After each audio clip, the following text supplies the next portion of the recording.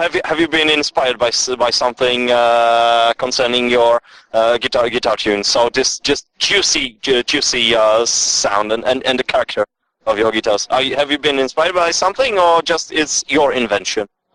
Oh, well, speaking of inspiration for the guitar playing, I've always been inspired by Jimmy Page.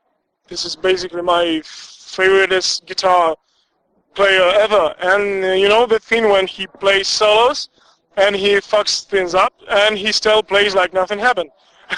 This is basically the main thing I love about him, and I'm trying to recreate that stuff in my own work because, you know, with STONED Jesus we move a lot on the stage, maybe like some hardcore band you would never expect, because mostly in stoner you have the guys who barely and rocking around and yeah, and they barely making a step towards the audience or something like that, or maybe just step aside to add some bass on the amplifiers.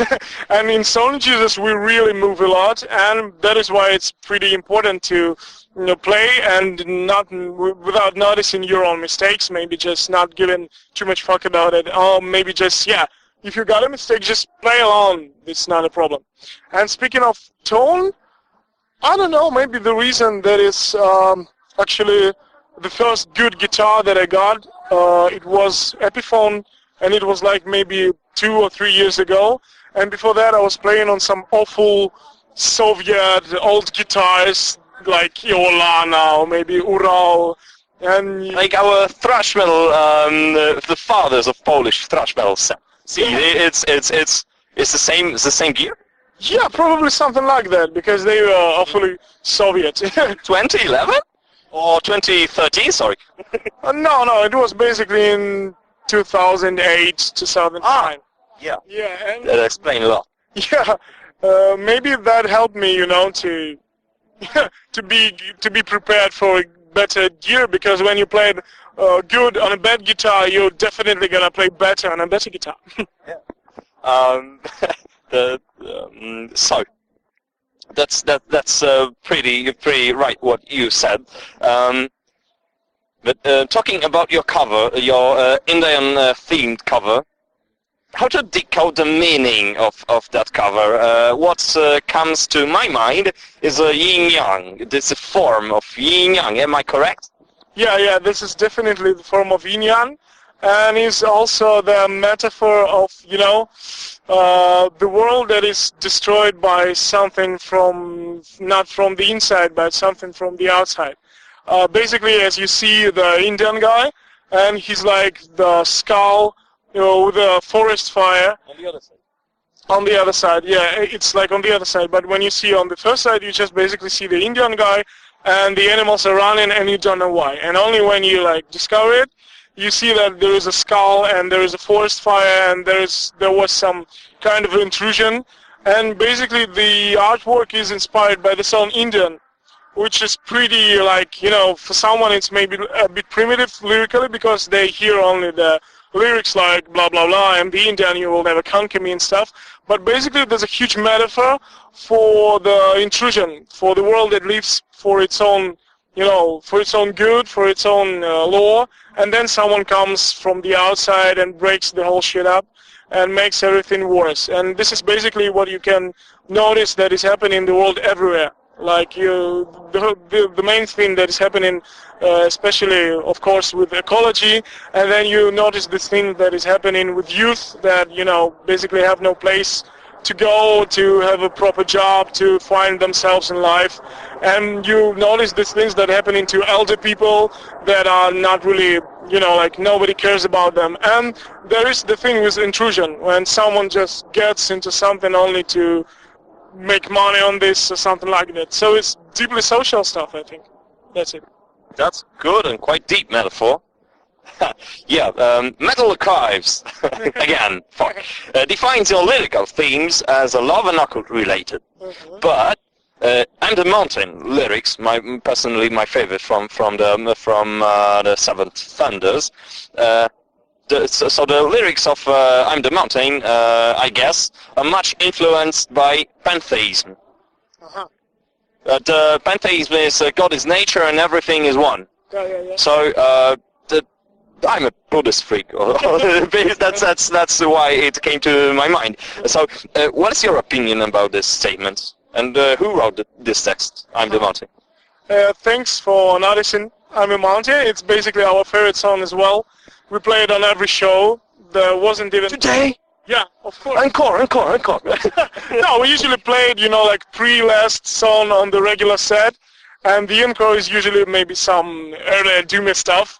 When the guys were screaming through the whole set like, red wine or backwards, and we were like, wait. Wait, just motherfucking wait. And talking about I'm the Mountain, well, that was written by me entirely, both music and lyrics. Respect. Thanks a lot. And, I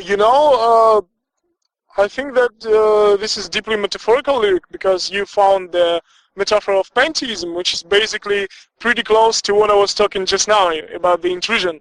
The idea of intrusion and the idea of peace that is secured on its own and it's not needed to be intruded by someone.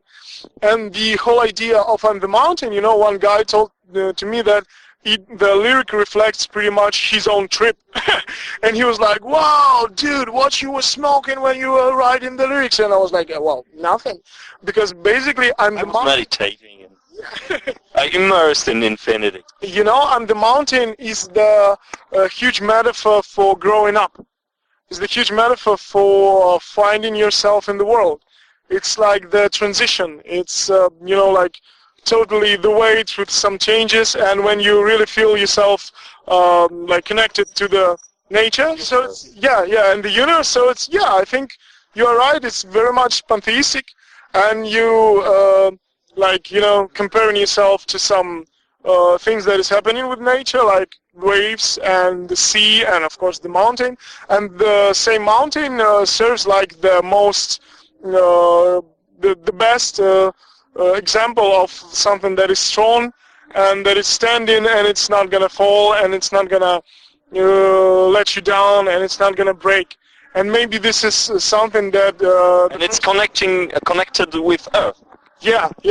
And it's maybe something that the person who's growing up... I'm fucking genius. Definitely. And it's something like that is most needed to the person who's growing up. Because when you coming through something, when you're coming of age, you need to be sure of yourself and to know that it's something behind you that makes you stronger. So I'm the Mountain. It's some kind of maybe even sermon for those who want to grow up. Yeah, that's cool. That you are touching that kind of subjects in your text because that's ambitious and that's something. Yeah, because mostly we ourselves fed up with the genre with the first album when we had songs like about Red Wine is some kind of vampire love, yeah? And the Blackwoods, that is about the magician who lives in the Blackwoods. Yeah, it's okay, fine, we got that, been there, done that, now it's time to move further. And as I said, I was coming up the most, maybe prolific lyric writer, and I decided to let myself go and write something that I really feel, instead of writing something like doomed caravan coming through the Stoned Age to bring some bones to Satan. Who needs this shit really when I want to sing about something that I really feel? Merciful Fate is gone, sorry. Yeah. Why have you decided to publish your latest long play on the internet for free? I personally found it on Last.fm, and I was like, oh my god, it's legal, I don't need to pirate that shit! So, that wasn't a part of the question. What do you think about music piracy and that form of promoting your music? I always wonder at the old guys like maybe U2 or Rolling Stones who upload even one single song for some money, like maybe $5 or something.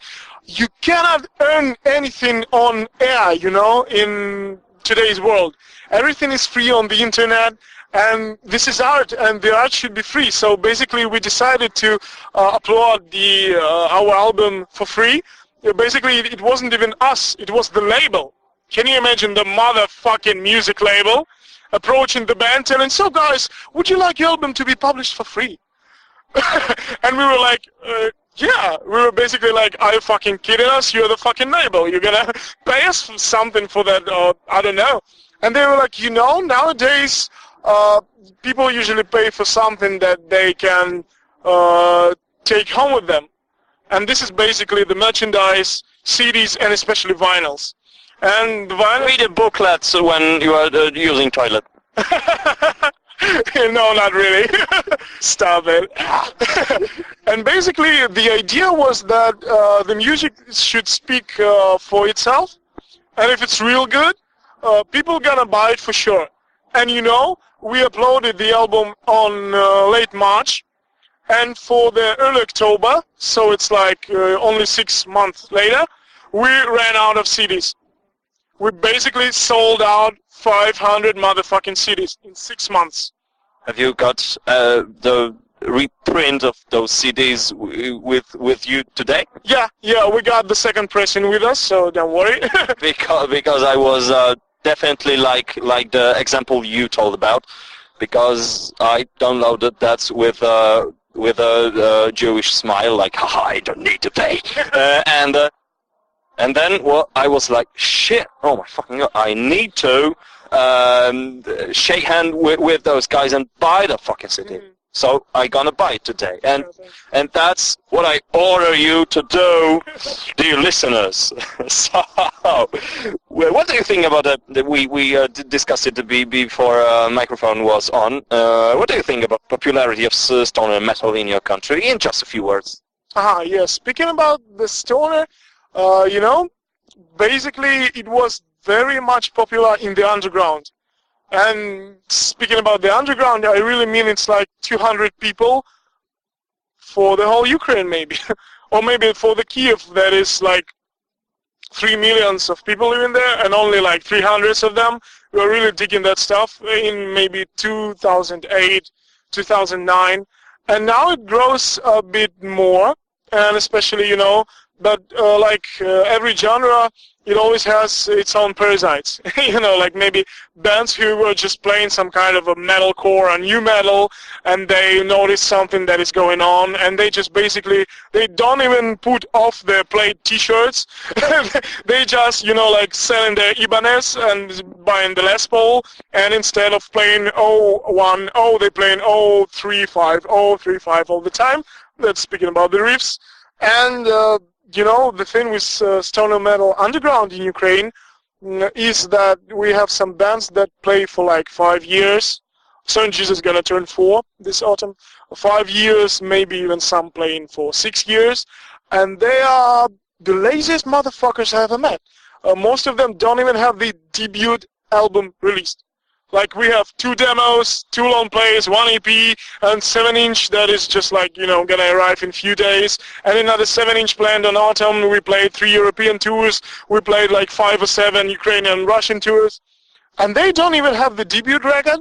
And they, like, you know, playing for their friends on rehearsal rooms like twice a year or something. And that basically speaks about the, you know, the state of the underground in Ukraine, because mostly all the bands go like this.